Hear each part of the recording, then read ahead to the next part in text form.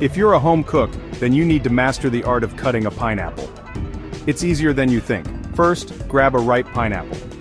You know it's ready when it smells sweet and the leaves pull out easily. Now, let's get chopping.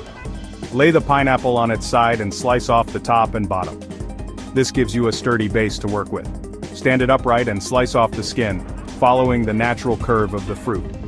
Don't worry about those little brown eyes just yet. Next, cut the pineapple into quarters lengthwise. Here comes the fun part, cutting out the core.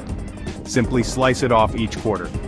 Those cores can be tough, so don't be shy about removing them. Now take each quarter and slice them into bite-sized pieces. And voila!